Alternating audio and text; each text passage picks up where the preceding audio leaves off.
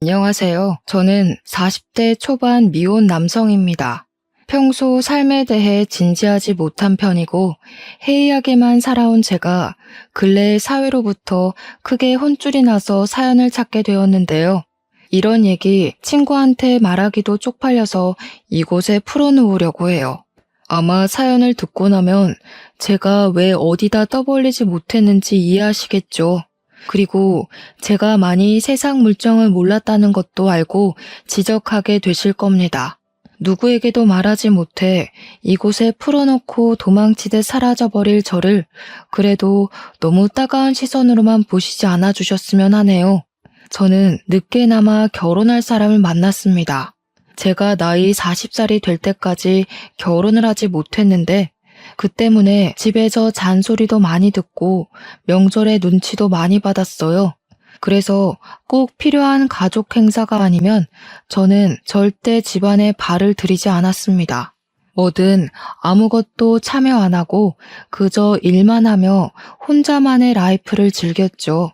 저는 솔직히 30대까지만 해도 혼자 살아도 될 것 같다는 생각이 다분했던 사람입니다. 결혼에 대해 진지한 생각은 전혀 없었고 오히려 누군가의 삶을 책임져야 된다는 그 시작이 너무 부담스러웠어요. 그런데 의외로 40살이 되니까 청춘 때는 느껴보지 못한 고독감이 밀려오더라고요. 다른 분들도 저 같은 기분을 느낀 미혼 남녀가 있는지 궁금하네요. 뭔가 40살이 되니까 내 좋았던 시절은 다 끝난 것 같았고 그와 동시에 아무것도 읽어놓은 게 없는 것 같아서 갑자기 불안감이 솟았다고 할까요? 제 주변의 친구들은 대부분 결혼해서 토끼 같은 자식들까지 있거든요. 그걸 옆에서 보니까 더 싱숭생숭했던 것 같습니다. 근데 이마저도 30대 때는 친구들 결혼이 안 부러웠어요. 아마 더 이상 자율적이지 못한 친구들의 일상이 제게 좀 영향을 주지 않았나 싶네요. 옛날에는 친구들을 만나도 다 같이 먹고 늦게 귀가하며 즐기는 분위기였는데 이젠 가정이 생긴 친구들을 불러내는 것도 눈치가 보이는 나이가 되었잖아요. 그게 딱 제 나이에 싱글인 사람의 마음이 아닌가 싶어요. 제가 점점 혼자 보내는 시간이 많아지다 보니 집 회사 말고는 딱히 하는 게 없어서 나중에는 집에서 놀만한 취미를 찾기까지 했는데요. 그렇게 발 담가 본 곳이 인터넷 채팅이란 것이었습니다. 어릴 때는 친구들이 있으니까 굳이 모바일 선상으로 친구를 사귈 필요성을 못 느꼈는데 당시에는 무관심했던 저의 마음을 혹하게 했을 정도로 그런 취미까지 들여다보게 되었어요. 그곳은 남녀 어울리며 친구를 만드는 커뮤니티였는데 집중해서 참여하다가도 순간적으로 현실 파악이 되어 제 스스로가 한심하다는 생각도 잠깐씩 들었습니다. 들으시는 분들도 참 나이 먹고 할 짓 없다 생각할 수 있겠지만 제게는 당장 취미거리를 통해 저의 회의감을 달래는 게 우선이었어요. 그리고 그곳에서 만난 여자가 있는데 저보다 10살은 어린 아가씨였습니다. 10살이면 사실 살아온 세대가 다른 수준이라 공감대가 잘 없을 거란 말이죠. 그런데 그런 것 치곤 생각보다 대화가 잘 통해서 그분과 꽤 채팅을 많이 했었어요. 그렇게 무의식적으로 회사 다니며 연락을 지속하다 보니 연락처까지 교환하게 되었고 그 뒤부터는 채팅이 아닌 전화로 수다를 떨기 시작했죠. 그분은 하는 일이 부동산을 차려 중개사 일을 하고 있다고 했습니다. 어린 나이에 자기 앞으로 된 부동산이 있다는 것이 정말 대단해 보였어요. 갖고 있는 집도 2채라고 하네요. 저보다 10살이 어린데도 불구하고 저보다 훨씬 현명하게 살고 있는 것 같아서 그분에게 진심으로 존경을 표하기도 했습니다. 저희는 연락하면서 되게 분위기가 좋았어요. 몇 년지기 친구만큼이나 훌쩍 가까워졌을 만큼 친해졌죠. 그렇다 보니 서로 동네가 근처라는 것도 알게 되었습니다. 저희가 연락만 한 지 거의 2달이 되었을 때 저도 모르게 먼저 만나서 밥이라도 먹지 않겠냐고 물어버렸어요. 한 번도 얼굴 본 적 없는 사이라는 걸 순간 망각했을 정도로 저희가 친했거든요. 그땐 벌써 오빠 동생 호칭을 쓰고 있기도 했습니다. 저도 모르게 표현해버린 대시였는데 다행히도 그분이 흔쾌히 수락해 주시더라고요. 저는 그분이 어려서 저를 부담스러워할 줄 알았는데 너무 쾌활하게 승낙해서 좀 놀랐어요. 듣자 하니 그분은 저랑 대화를 할 때 별다른 세대 차이를 못 느꼈고 자기도 저랑 잘 통하는 것 같다고 생각해서 한 번쯤 만나고 싶었답니다. 그 순간 손에 땀이 날 만큼 긴장을 많이 했지만 어쨌든 기분이 좋아진 저는 이왕 약속된 거 시간 괜찮으면 그날 당일 볼 수 있냐고 했고 제가 그분 있는 쪽으로 흔쾌히 가겠다고 했어요. 그랬더니 그분이 되레 저한테 오겠다고 하더라고요. 지금 자기가 마침 외출 중이었는데 제가 있는 곳에 더 가까운 것 같으니 자신이 움직이겠다고 하는 겁니다. 그 순간 남자라면 여자를 먼저 모시러 가야지 라고 생각한 저의 촌스러움이 부끄러워졌습니다. 한편으론 젊은 분인데 저처럼 이런 건 무조건 남자, 저런 건 무조건 여자 이런 고지식한 상식을 갖고 있는 게 아니라서 참 마음에 들었어요. 그렇게 더 열린 마음으로 그분을 첫 대면을 했는데 솔직히 말씀드리자면 너무 예뻤습니다. 제가 감히 그분에게 호감을 갖는 것이 미안했을 정도였어요. 사실 저 여자친구 사귀어 보긴 했지만 겨우 20대 때 2번 연애한 게 다였고 그마저도 한두 달이면 차였습니다. 제가 차였던 이유는 정말 간결해요. 과거의 여자친구들이 똑같이 말했었는데 저더러 그냥 재미없어서 같이 있는 게 즐겁지 않다고 하더라고요. 그때 이후로 자존감이 하락한 저는 친구들만 사귀었지 여자는 비즈니스가 아니면 만나본 적이 없습니다. 그런데 그분은 달랐다는 거예요. 제가 하는 말마다 예쁘게 눈웃음을 보여주고 제 말이 너무 재밌다면서 식사 내내 많이도 깔깔 웃었습니다. 솔직히 그래서 더 예뻐 보였어요. 사람한테는 다 짝이 있다는데 제 짝이 바로 이분이었나 싶더라고요. 눈치채셨는지 모르겠지만 그 예쁜 분이 바로 제 예비 신부입니다. 일단 저는 연애를 오랜만에 시작을 한 것도 있지만 예비 신부 미모가 너무 훌륭해서 더 잘 못 쳐다보고 떨렸던 것 같아요. 그래서 제가 다소 어색하게 행동하는 부분이 많았을 텐데도 정말 고맙게 예비 신부가 먼저 저한테 말 걸어주고 궁금해 해주더라고요. 한결같이 저를 재밌다고 해주는 예비 신부 덕분에 저도 자신감을 얻어서 좀 마음을 편히 먹었던 것 같아요. 저희는 한번 만나기 시작해 그 뒤로도 자주 만났어요.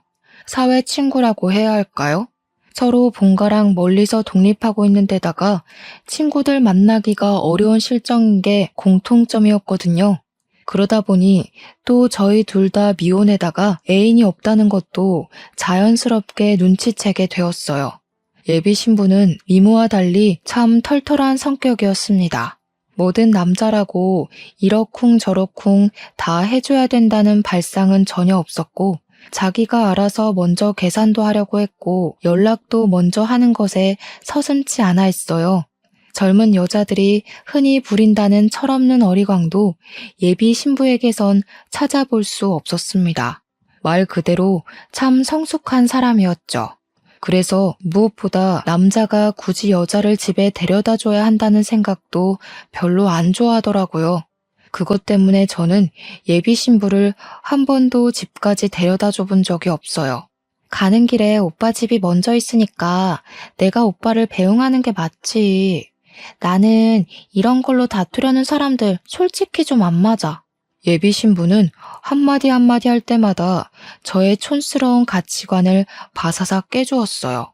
제가 과거에 겨우 단 2번 있던 연애가 실패했던 이유가 제 문제가 아니라는 걸 깨우쳐 주기도 했어요.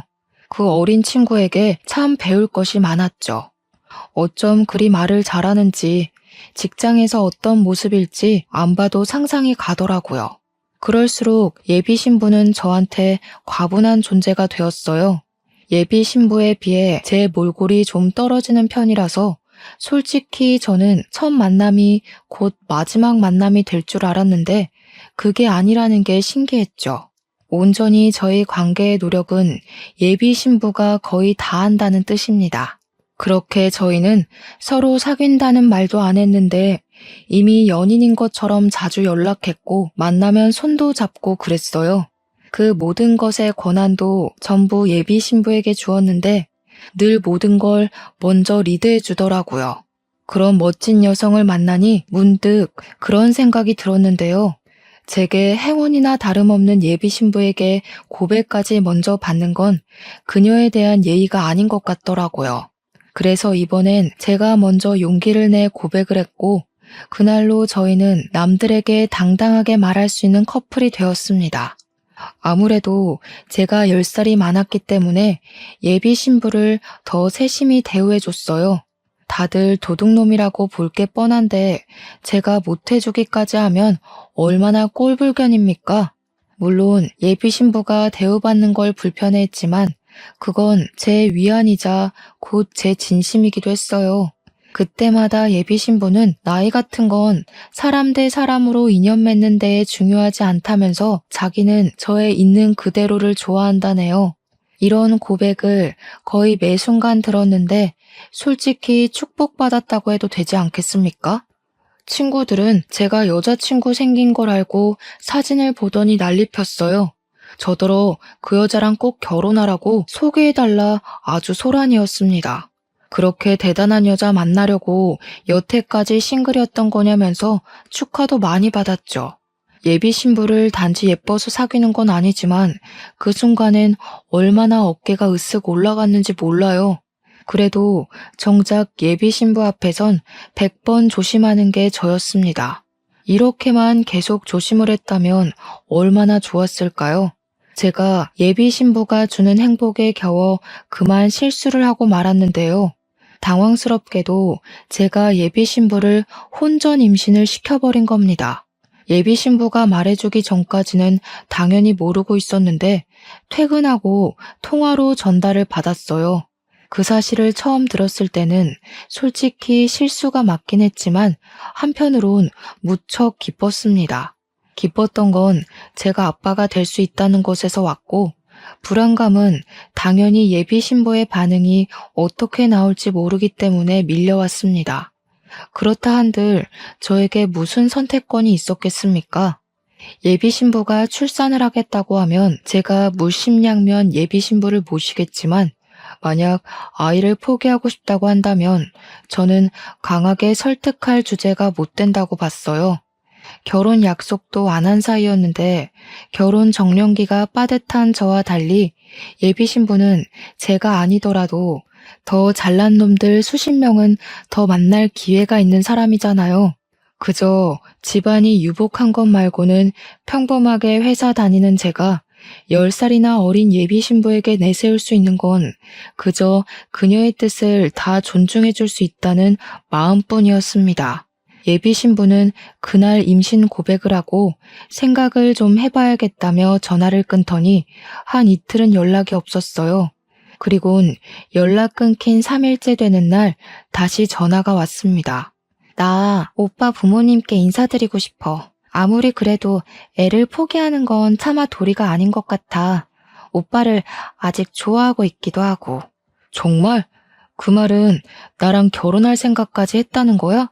진짜 나랑 결혼할 생각이 있어? 그런 책임감 없이 우리 아이 이대로 포기하려고 했어? 아무리 내가 오빠를 좋아한다고 해도 그런 마인드 가진 남자라면 나 좀 고민될 것 같은데? 아니, 그럴 리가 없지. 진짜 고마워, 자기야. 내가 평생 잘할게. 내가 아무래도 말년의 복을 받을 팔자인가 봐. 어떻게 자기 같은 훌륭한 여자랑 아이까지 얻었는지 모르겠다. 그날 저는 예비 신부에게 청혼을 받은 거나 다름없었습니다. 여자한테 먼저 저런 용기를 내게 하다니. 남자로서 진짜 멋대가리 없다고 생각하실 거예요. 네, 저 멋대가리 없는 놈 맞습니다. 그래서 놓친 인연이 여럿 있었고 다시 연애 쪽엔 돌아보지도 못할 만큼 좋아했었어요. 저도 그런 제 자신을 잘 알아서 그날 이후 완전히 다른 사람이 되겠다고 마음을 먹었습니다. 앞으로 제가 사랑하는 여자와 아이를 위해서 집안의 가장다운 남자가 되겠다고 다짐을 했었죠.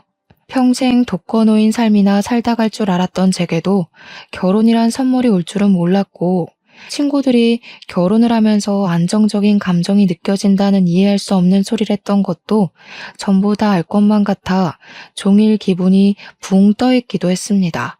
예비 신부 전화를 끊고 나서 저는 엄마한테 바로 전화해 결혼할 여자가 있다고 밝혔어요. 그러자 예상대로 엄마는 저보다 더 기뻐하며 비명을 깍 질렀고, 수화기를 든 채로 주변 식구들에게 제 소식을 떠벌리며 난리가 났습니다. 그래서 언제 데려올 거니? 집에 뭐가 없어서 장을 봐야 되거든. 우리 며느리 될 아이는 뭘 좋아하려나? 가리는 거 딱히 없대. 근데 엄마, 내일 가서 자세히 말하긴 할 텐데 여자친구가 임신을 해서 너무 자극적인 음식은 피해줬으면 좋겠어. 어머, 임신? 너무 잘 됐다. 세상에, 그럼 나도 할머니 소리 들어볼 수 있는 거니? 평생 할머니 한 번 못 대고 눈 감는 줄 알았는데 우리 아들이 말년에 제대로 효도하려나 보네. 내가 점을 봤는데 네가 딱 나이 40살부터 인생 핀다고 하더라고. 엄마는 예비 며느리가 뭐하는 여자인지 어느 집안 딸내미인지 그런 걸 전혀 묻지 않았습니다. 왜냐면 제가 이미 결혼 정년기를 넘기기도 했고 집안 식구들이 제발 결혼 좀 해달라고 사정을 하던 상황이었기 때문이었죠. 사촌들까지 다 합쳐서 저만 결혼을 안 하고 있었으니 얼마나 다들 애가 탄다고 했다고요. 제가 너무 결혼에 관심이 없었을 때는 엄마가 농담 삼아 이런 얘기를 한 적도 있었는데요. 범죄 저지른 년만 아니면 다 된다고 했었거든요. 엄마는 이혼녀든 나이가 많든 백수든 그런 건 전혀 상관없다고 제발 여자만 데려오라 하셨습니다. 집에서 얼마나 저희 결혼을 기다렸는지 조금은 느껴지시나요? 저랑 예비 신부는 본격적으로 양가 집안에 인사를 드리기로 한 거나 마찬가지이니 저는 예의를 차려 저희 집을 가기 전에 예비 신부네에 먼저 방문을 하고 싶었습니다. 그래서 나름 배려한다고 예비 신부에게 예비 장인 장모님 얘기를 꺼냈는데요. 예비 신부가 뜻밖의 난감해하면서 그건 좀 어렵겠다고 하더라고요. 우리 아빠가 군인이었다고는 말했었지? 아빠가 대통령 보좌관으로 계셨거든. 아빠 돌아가시고 연금이 좀 잘 나와서 엄마가 노후 편하게 즐기고 있는데 지금은 유럽에 있어. 아마 귀국하려면 한두 달은 걸릴 것 같아서. 아, 그래? 그럼 우리 집도 그때 인사드리는 걸로 하자. 어차피 결혼식은 내년에 하는 거니까 그 전에만 인사드리면 되지. 어머님께서 나 보고 싶어 하신다며. 그러다 나 어머님 만나기도 전에 점수 깎이면 어떡해. 그냥 어머님 아버님께 먼저 인사드리고 나중에 우리 엄마 오면 또 오빠네 집 가서 인사드리면 되지. 듣다 보니 예비 신부의 말이 옳다고 생각을 했어요. 그래서 저는 부모님께 연락을 해서 일정을 빠르게 잡았습니다. 당일 예비 신부가 우리 부모님께 드릴 한우까지 사왔더라고요. 이렇게 성숙한 예의가 잘 돋보일 때면 저도 모르게 나이 차이를 망각하고 맙니다. 그렇게 저는 들뜬 마음으로 모두가 그토록 바랐던 제 신부감을 모시고 집으로 갔어요. 그렇잖아도 어떤 여자를 데려오든 우리 집에서 떠받들어 줬을 텐데 예비 신부가 미모까지 상당하니 식구들이 예비 신부를 완전 공주 대접하듯 데려다 앉히더라고요.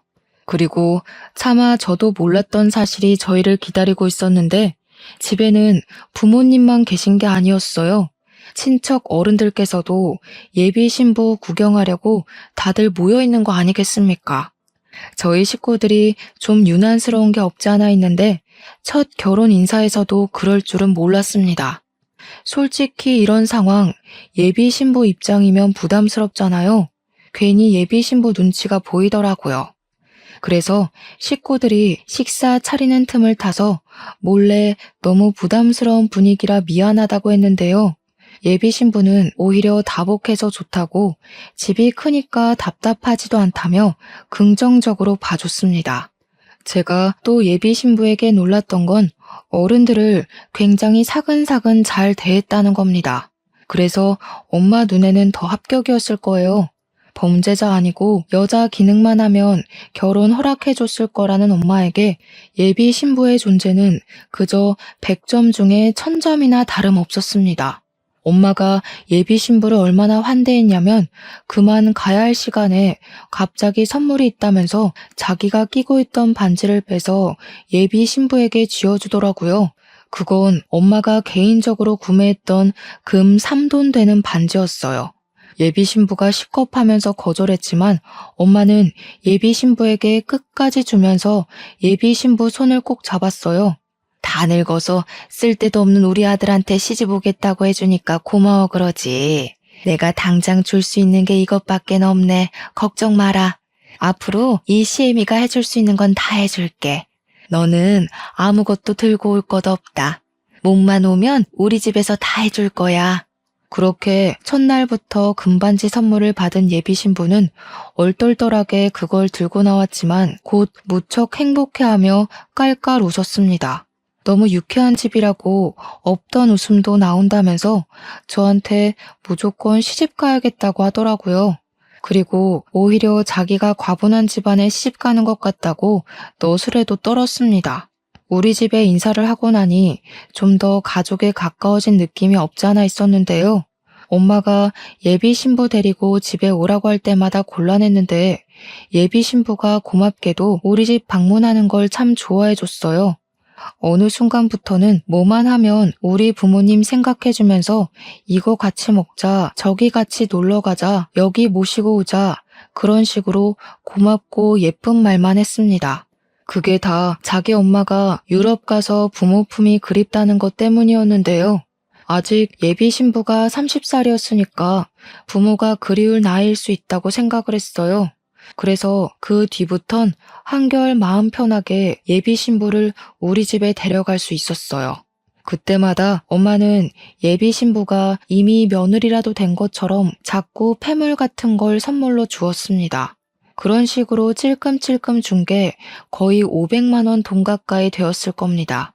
엄마가 고집을 해서 예비 며느리 예쁘다고 챙겨주는 것이니 사실 거절만 하는 것도 예의가 아닐 수 있거든요. 그 적정선을 예비 신부가 잘 지키면서 선물을 받더라고요. 그렇게 거의 반 가족이나 다름없게 보낸 지 2달이 지나고 드디어 저도 예비 장모님께 인사드릴 수 있는 기회가 왔구나 기대를 했습니다. 그런데 갑자기 예비 신부가 또 한 번 곤란하다고 말을 하는 거예요. 엄마가 여행이 너무 길어서 힘들었나 봐. 건강이 안 좋아서 당분간은 만나기 어려울 것 같아. 나도 웬만하면 오빠 얼굴만 보면 안 되겠냐고 물어봤거든. 근데 엄마가 컨디션 안 좋을 때 만나면 오빠한테 안 좋은 인상으로 비칠 것 같아서 좀 그렇다네. 해외여행을 오래 하고 돌아오신 거면 충분히 그럴 수 있다고 생각했습니다. 할 수 없이 저는 또 한 번 예비 장모님과의 만남을 미뤄야 했어요. 보통 여행 몸살이 얼마나 가는진 잘 모르지만 그래도 한 달이면 꽤 컨디션을 회복하지 않나요? 대충 그럴 것 같아서 그때쯤 제가 예비 신부한테 다시 물어봤는데요. 이번엔 예비 장모님이 대상포진에 걸렸다고 하더라고요. 예비 장모님이 원래 몸이 약한 사람이라서 잔병 치레가 좀 잦대요. 저는 할 수 없이 더 물어보는 건 포기하고 예비 신부가 괜찮다고 할 때까지 기다리기로 했습니다. 그리고 이건 사귀기 전에 말해줬던 건데 예비 신부는 장모랑 같이 부동산 일을 하고 있다고 했어요. 데이트한다고 차 타고 예비 신부 부동산 앞을 지나가다가 한 번 본 적이 있어요. 또 예비 신부가 건물도 2채 갖고 있는 능력녀라고 말씀드렸잖아요. 가진 재산이 많은 만큼 세금이 많이 나오는 편이라고 하더라고요. 그래서 제가 더 대단하게 생각했던 거예요. 어린 나이에 부모랑 사업해서 그만한 재산을 마련한 거잖아요.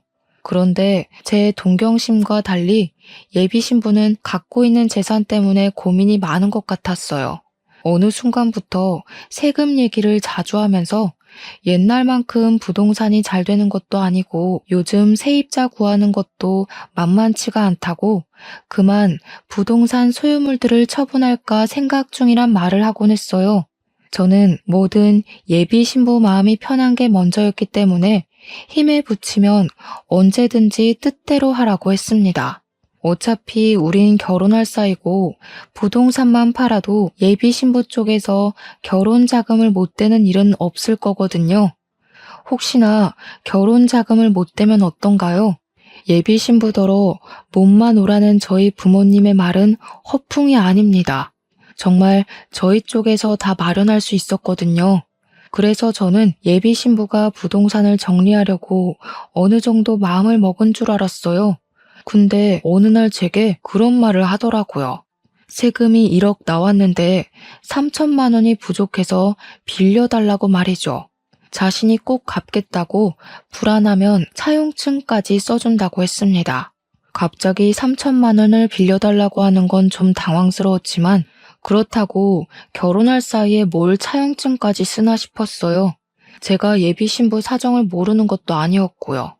그래서 저는 알겠다고 했고 제 목돈 통장에서 3천만 원 이체시켜 주었습니다. 예비 신부는 제 덕에 급한 불 껐다고 정말 고마워했어요. 당시 저도 함께 안심을 했었죠. 그런데 문제는 예비 신부가 돈을 빌려달란 행각이 이게 끝이 아니었다는 겁니다. 그 다음 제게 또 돈을 빌려달라고 한 적이 있었어요. 자기가 재작년에 세를 주고 오픈했었던 미용실 하나가 있는데 친척이 하는 곳이라고 하더라고요. 근데 재정이 어려웠는지 적자가 나서 월세가 좀 밀렸다고 2천만 원 공과금이 부족해서 그러는데 좀 빌려달라고 하는 겁니다.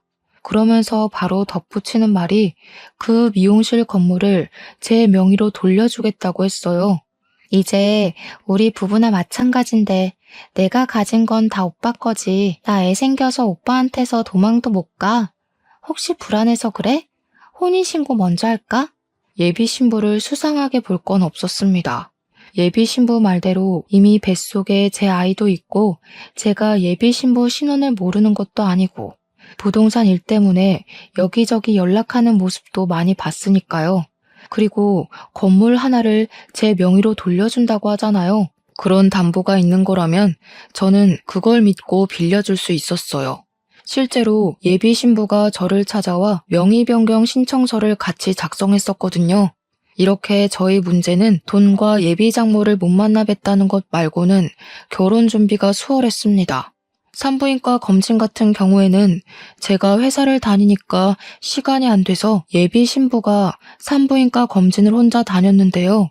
저는 그게 또 미안해서 산부인과 비용과 차비, 식사까지 해서 예비 신부에게 틈틈이 10만 원씩 입금을 해줬어요.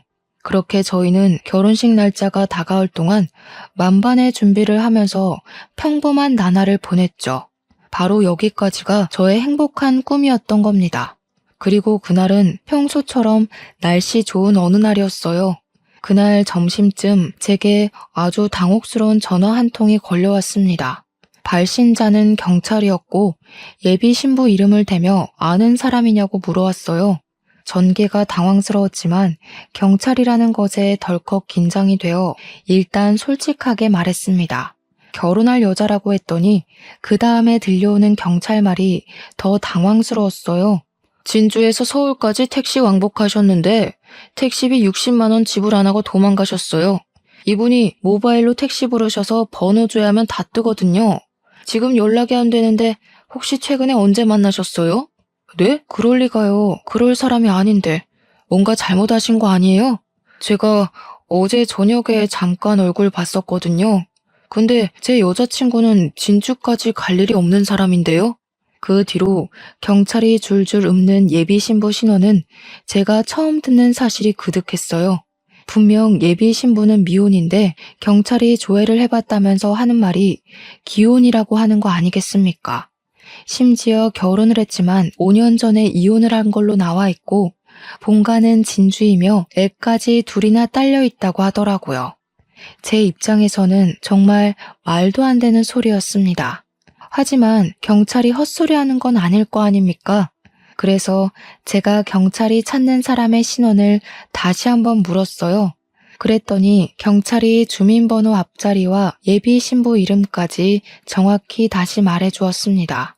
경찰은 지금 예비 신부를 쫓고 있다는 상황이라고 설명까지 해주었어요. 그러면서 저더러 혹시 예비 신부랑 연락이 닿으면 자신들에게 연락해달라고 하더라고요. 만약 숨겨준다면 저도 공범죄를 물어야 될 테니 제 양심을 믿겠다고 하곤 전화를 끊었습니다. 너무 혼란스러웠어요. 일단은 예비 신부한테 연락하는 것이 먼저일 것 같아서 전화를 걸었는데 연락이 전혀 안 되더라고요. 도통 불안해서 근무 집중이 안 되었어요. 결국 저는 반차를 썼고 예비 신부가 일한다는 부동산을 바로 찾아갔습니다. 근데 부동산 일하는 사람 말이 저의 혼란스러움을 더 가미시켜 주었어요. 아, 그 사기꾼년이요? 그냥 완전 정신 나간 여자예요. 우리 부동산 빈 매물에서 제멋대로 집주인인 척 계약자들 돈 받아먹고 잠적했다니까요? 그년 때문에 우리 부동산 영업정지까지 당해서 진짜 짜증났거든요. 근데 또 우리 부동산 이름 팔아먹고 다녀요? 그년 어딨어요? 아구창을 확 찢어버려야겠네. 부동산 주인은 제가 예비 신부 이름을 언급하자마자 많이 화가 나서 열을 올렸습니다. 저보고 더 큰 함정에 빠지기 전에 그 정신 나간 여자랑 끝내라고 하더라고요. 경찰 증언에 부동산 사실까지 확인한 저는 충격에 휩싸일 수밖에 없었어요. 더 이상 예비 신부를 믿을 만한 구석은 찾아볼 수 없는 상태였고 그동안 예비 신부가 제게 했던 눈속임의 말들이 파라노마처럼 지나갔습니다. 저는 대체 누구를 만나서 사랑을 키웠던 걸까요? 예비 신부랑 같이 지냈던 세월들에서 진심이 아니었던 적이 없는데 제가 들은 말들이 전부 예비 신부의 실체라면 그럼 예비 신부는 저한테 전부 거짓이 아니었던 적이 없다는 것 아닙니까? 요즘 사람들 무섭다는 말은 많이 들었지만 제 예비 신부는 다르다고 봤습니다. 젊은 사람치고 현명하고 부지런히 잘 살아왔다고 생각해 진심으로 존경했는데 그저 그런 번지르르 했던 그 말들이 전부 가짜였다는 거고 이런 사기를 치다 보니 언변이 뛰어났다는 거네요. 실체를 알면 알수록 무서운 여자였습니다. 기가 막혀서 웃음도 안 나오더라고요. 내가 얼마나 여자를 안 만났으면 고작 어린애 장난질에 속아 넘어갔을까 한심했어요. 그저 결혼에 눈이 멀어서 정작 분별력이 바닥났던 제 자신이 창피했습니다. 그래서 더 예비 신부를 용서할 수 없었어요. 나이 먹고 바보같이 속아 넘어간 저도 문제지만 사람 진심 가지고 사기치고 돈을 갈취하기 위해 연기를 한 예비 신부도 만만치 않게 문제 아니겠습니까? 저는 바로 다시 경찰에 연락을 했어요. 예비 신부 본가를 찾으려고 하니 진주에 있다는 집 주소 좀 알려달라 했습니다. 그리곤 급하게 KTX까지 타고 가서 진주 방문했어요. 경찰이 알려준 곳을 찾아갔는데 눈앞에 나타난 집은 웬 빈민촌 같은 주택이었고 보안이 굉장히 후진 곳이었습니다. 제가 문소리를 내며 들어가니까 다 부서질 듯한 방문을 열고 한 4살, 5살로 보이는 아기들이 뛰어나오더라고요.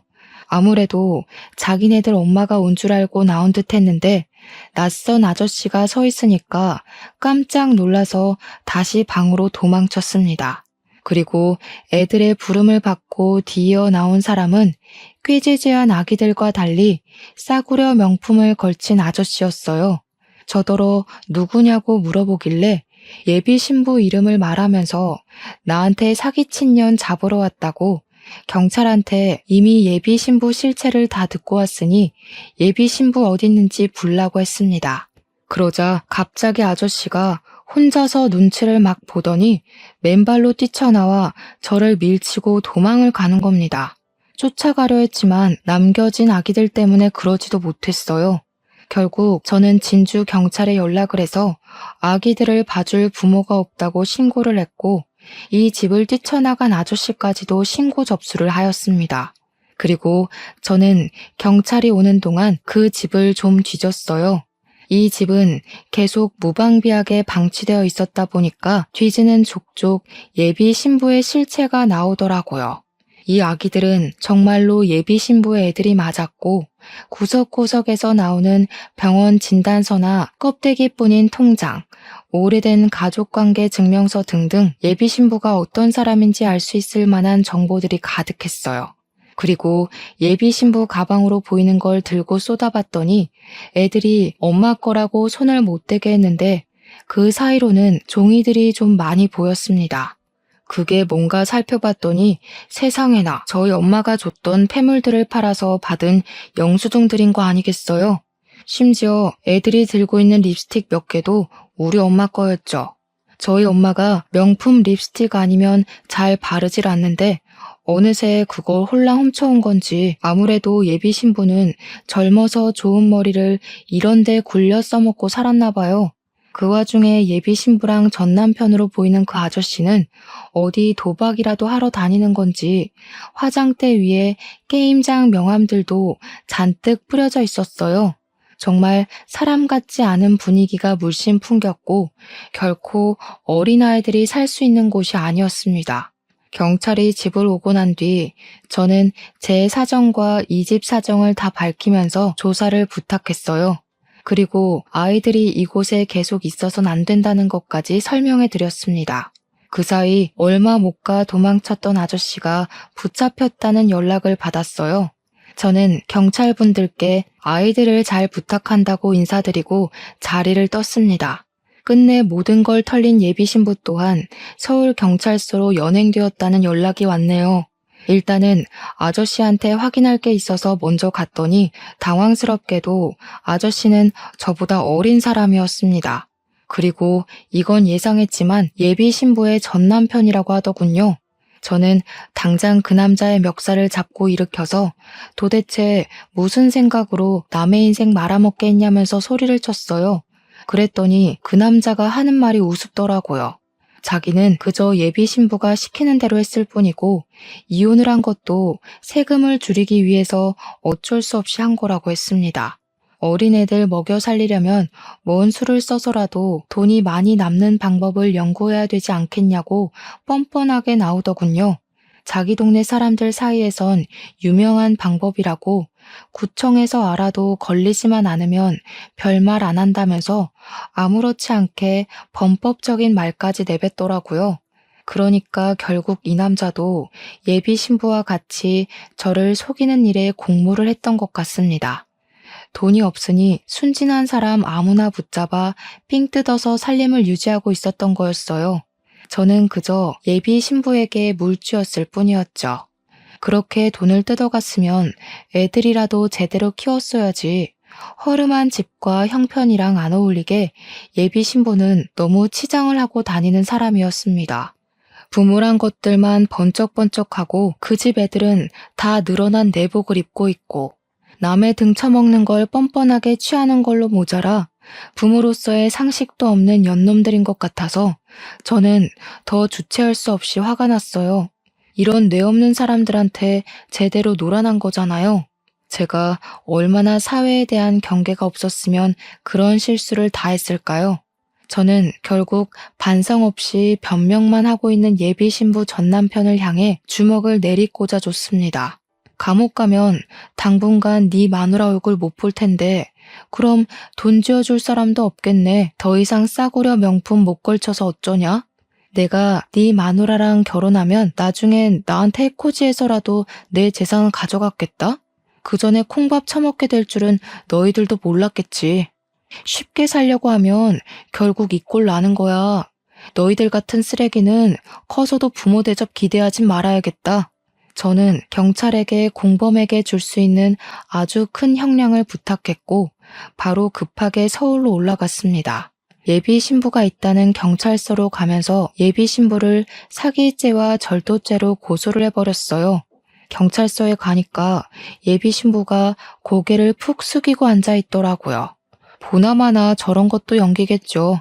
이건 제가 그 자리에 가서 들었던 건데 경찰 말로는 예비 신부가 거짓말했던 사실 중에 임신도 포함이었다고 하더라고요. 거기다 또 하나, 저랑 같이 작성했던 미용실 명의 변경 신청서도 가짜였대요. 대체 저는 세상을 얼마나 물러봤던 걸까요?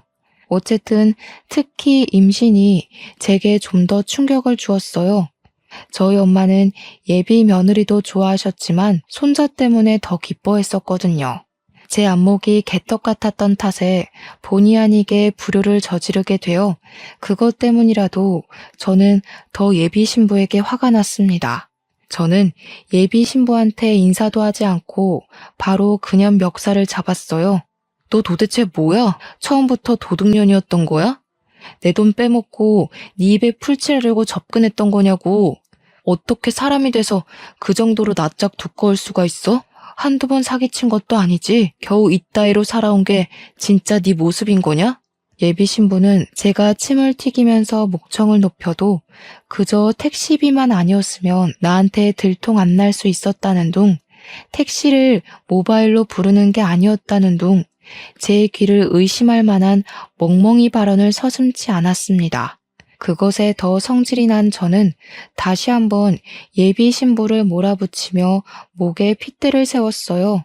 그래, 카드값 급해서 그랬다. 원래 사람이 돈 없으면 물불 안 가리는 거야. 오빠는 잘 살아서 모르겠지. 우리 같은 거지 새끼들은 사기라도 안 치면 못 먹고 살아. 그건 그냥 굶어 죽으라는 거나 마찬가지라고. 그래서 내가 오빠 돈 공짜로 타갔어? 몸 대줬잖아. 솔직히 여자로서 내가 더 손해 아닌가? 믿을 수 없을 만큼 저렴하고 파렴치한 발언에 저는 결국 예비 신부 얼굴에까지 손을 대고 말았어요. 온 힘을 다해서 예비 신부의 귀싸대기를 날려 잡아뜨리고 그냥 머리채를 잡고서 다시 얼굴을 마주했습니다. 제가 좋아했던 사람이 맞나 싶을 정도로 얼굴색이 변해 있더라고요. 그간의 세월이 무색하게 날아가 버린 것 같아서 그 순간 살짝 눈시울이 붉어졌던 것 같아요. 내가 너한테 어떻게 했는데, 우리 식구들이 너한테 얼마나 잘해줬는데, 아무리 거지같이 살아도 사기는 치지 말았어야지. 너 같은 애는 애를 낳지 말았어야 했어. 어떻게 니까짓 게 부모를 해? 애들 앞에서 쪽팔리지도 않냐? 아, 걔들? 걔들도 나름 걔들 몫을 해. 걔들 때문에 깜빵 가도 형량이 적거든. 자식이 돼서 엄마한테 그 정도 역할을 해주니까 나도 부모로서 먹여주고 재워주는 거지. 예비 신부는 제게 이미 실체가 들켜버린 이상 저는 안중에도 없는 사람이 되어버렸습니다.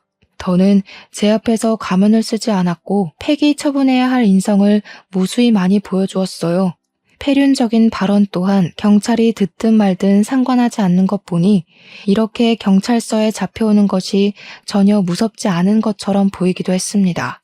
역시나 경찰 말로는 예비 신부가 택시비처럼 사사로운 절도죄를 조금씩 저질러서 몇 건 정도 경찰서에 들락날락했던 전적이 있었다고 하더라고요. 저한테 그 소리를 해주는 경찰에 대고 예비 신부가 절도 횟수를 정정하는 당당한 태도를 보이길래 저는 더 이상 참지 못했어요. 어떤 경찰이 마시려고 들고 오던 믹스커피를 뺏어서 예비 신부 얼굴에다 쳐뿌렸습니다.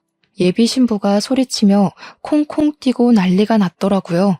그 와중에 저더러 상해죄로 고발할 거라면서 악을 쓰며 비명을 지르는데 경찰이 물티슈로 예비 신부 얼굴을 맞추더니 너 같은 년은 상해죄 접수 안 먹힌다고 입을 막아버렸습니다.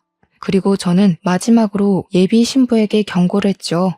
네가 나한테 떼먹은 돈이 많아서 고작 양육 때문에 형량 깎일 일은 없을 것 같네. 참 그리고 네가 사랑하는 전남편 있지? 네 탓하고 난리가 났더라.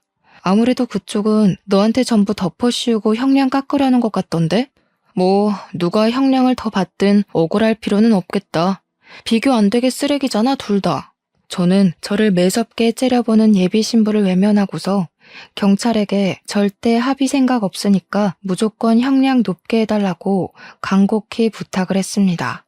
그리고 이 여자애들은 이딴 부모 밑에서 못 크니까 보육원을 알아봐 주는 게 좋겠다고도 했고요.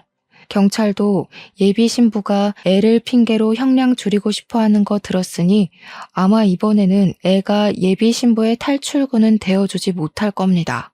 그렇게 저는 예비 신부에게 평생 카드값 지옥에서 살아보라고 작별 인사를 한 뒤 경찰서를 나왔습니다. 이걸 부모님한테 말할까 말까 계속 고민하다가 지난달에 말씀을 드렸거든요. 원래는 예비 신부랑 성격 차이로 헤어졌고 예비 신부가 유럽을 가게 되어서 더 이상 만남 유지가 어려웠다고 둘러댔는데 예비 신부를 그리워하는 부모님을 보니 그것마저 죄를 짓고 있는 것 같아서 솔직하게 고백했어요. 당연히 제 욕을 할 줄 알았던 부모님은 제 편을 들면서 예비 신부를 욕하기 시작했는데요. 머리에 피도 안 마른 것이 어디서 어른들 가지고 장난을 쳐? 그딴 년 아내로 들일 바에는 혼자 사는 게 100번 낫다. 결혼하기 전에 쳐낸 게 얼마나 행운아야? 내가 너 40부터 잘 된다고 했지? 액땜했으니 앞으로 승승장구할 거다. 그년한테 준 것들 돈으로 못 돌려받는다 했으면 나 당장 감옥 쫓아가서 그년 머리채 잡을 생각이었어. 건방지게 어른을 놀려먹고 말이야. 요즘 세상엔 결혼할 만한 사람 찾는 것도 사막에서 바늘 찾는 수준이더라. 네가 마음 쓸 거 없다. 누구라도 작정하고 달려드는 미친 개가 옆에 있으면 몰릴 수밖에 없는 거야. 엄마 말대로 액땜했다고 쳐. 부모님은 제가 기죽어서 사회생활에 지장을 받을까봐 제 탓은 하지 않으려는 것 같았습니다. 그런 부모님께 더 죄송해서 면목이 없었고 지금은 결혼은 그저 필수가 아닌 문화로만 생각하며 부모님께 효도하고 있어요. 그리고 몰랐던 사실인데 그 여자가 우리 부모님께 인사 올린다고 사왔다는 한우 있잖아요. 그것도 본 예약자를 사칭해서 훔친 거라네요. 경찰이 늦게나마 아셔야 할 것 같아서 연락했다며 말해준 사실입니다. 더 이상 실망할 게 없는 줄 알았는데 진짜 학을 떼게 만드는 소리더라고요. 현재는 징역살이를 하고 있을 테지만 언젠가 또 그 여자가 출소하게 되고 같은 짓을 반복하려 한다면 그땐 제발 무기징역을 받았으면 좋겠습니다. 아니면 자신이랑 똑같은 사람을 만나 되레 사기를 당해봤으면 하네요. 그럼 지금까지 허무한 파혼을 했던 쓸쓸한 총각의 사연이었어요. 들어주셔서 감사하고 다들 주위에 숨어든 개가 있진 않은지 늘 살피며 조심하세요.